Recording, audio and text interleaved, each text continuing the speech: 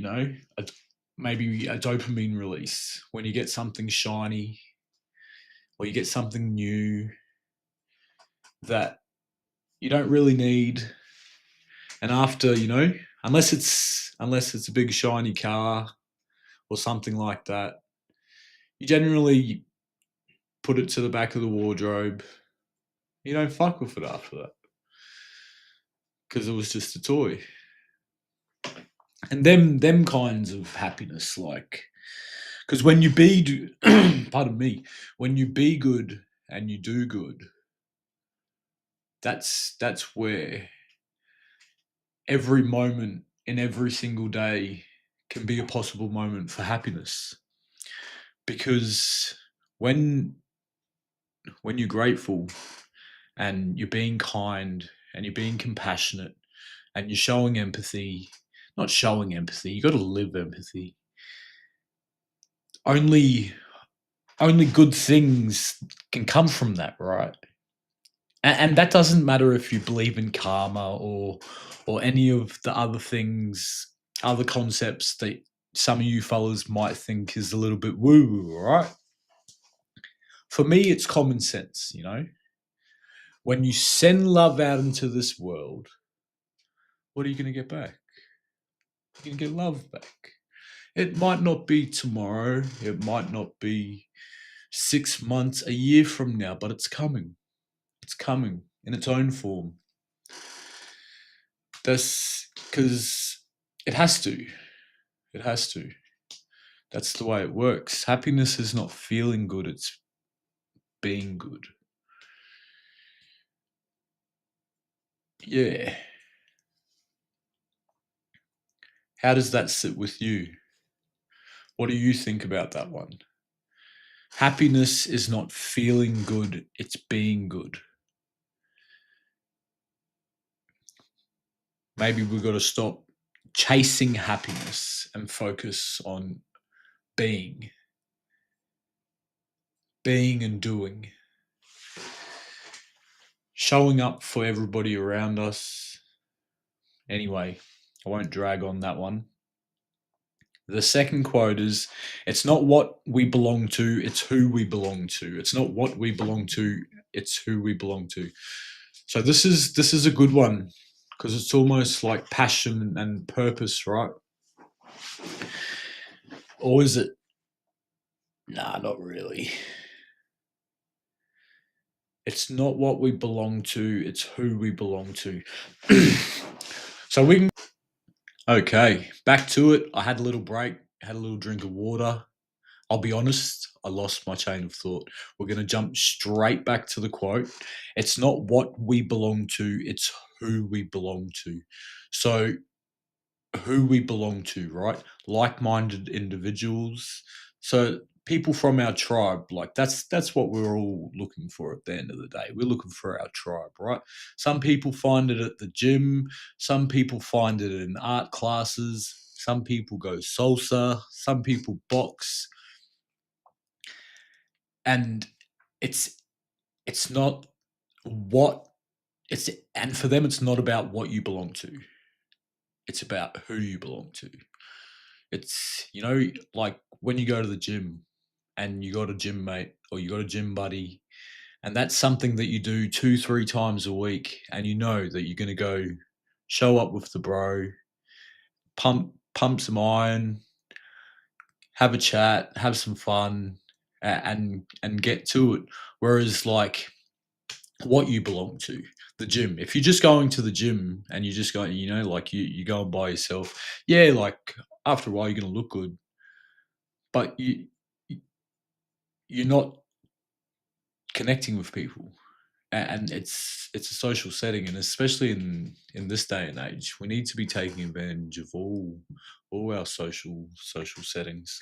It's not what we belong to, it's who we belong to. I had much more to say on it yesterday, but that's all right. So we'll get straight to it. We're going to jump in, taking the leap, and we're going to start off with me starting this podcast, Hood Philosophy.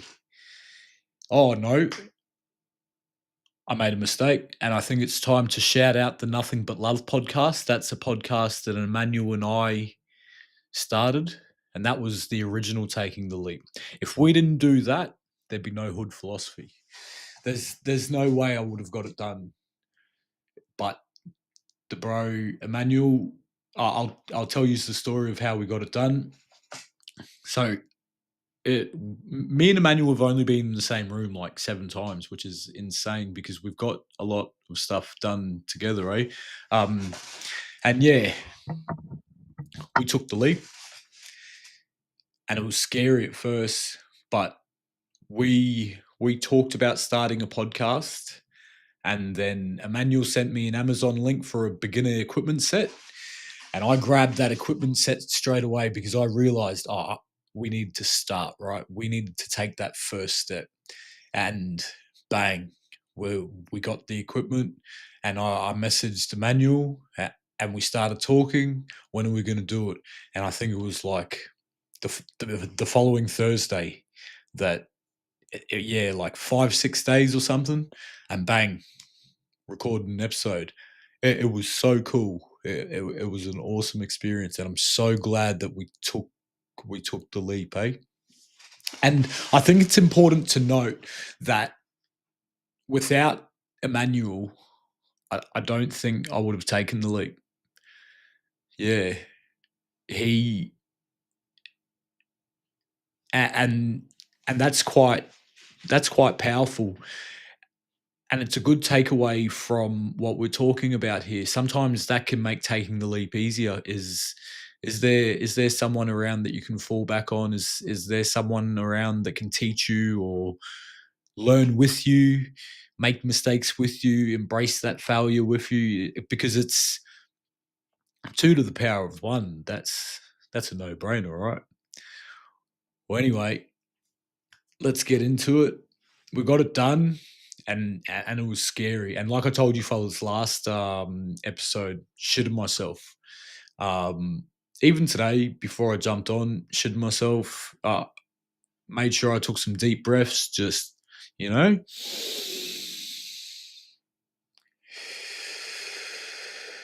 Take one with me. Don't be too proud, because sometimes, especially us men, we're too proud to breathe deeply. And I don't know why. That's nervous system, you know? We want to be on the level. And that breathing, that's what gets us on the level.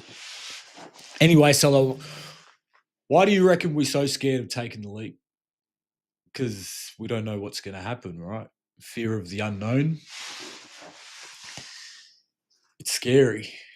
The other side of the world. Look at my little brother. Yeah, he moved all the way to the UK, completely out of character. Like Rashid, he's not a risk taker, but he flew all the way to the UK, and wow, crazy. You know why else quite often we don't take the leap? Because of our loved ones. Sorry, phone's a bit of a distraction. Oi, picks up the mic. My apologies. Learning process. Bear with me. All right, where was I? So, loved ones. I noticed that I've been writing heaps about loved ones when it comes to taking the leap. And have you noticed that when you do want to pursue your passions or even your purpose, and maybe you want to change jobs or you want to leave a relationship, you want to do something scary, and the people you expect the support from the most turn around and say, that's a terrible idea. Well, I want to put a little bit of a different spin on it, so maybe we can flip the script a little bit easier. It's because they care about you. And as silly as that sounds, and as misguided as they are, they don't want to see you fail. And they don't want to see the impact of that failure on you. And I genuinely think it comes from a good place, but it's nice, right? Fuck nice. Nice doesn't get us anywhere. That's what I tell my kids. Don't worry about being nice. Be good. Be good, do good, don't worry about nice. And but one thing when it comes to loved ones is we want to please them. But why? That's our life, you know. That's one thing that we need to realize is that we only get one of these blessings that we call life. And we can't let other people guide our decisions. And that comes people pleasing, the fear of failure, the fear of disappointing someone. This is something that we got to actively work on. Otherwise, we're not going to get to experience the joy of what our passions can bring. Maybe we're not even going to get to turn our passions into purpose. And that'd be a fucking shame, right? Like, all because we're scared, we get a little bit anxious, you know, butterflies in the stomach. Don't get me wrong, I'm there with you. But we can't let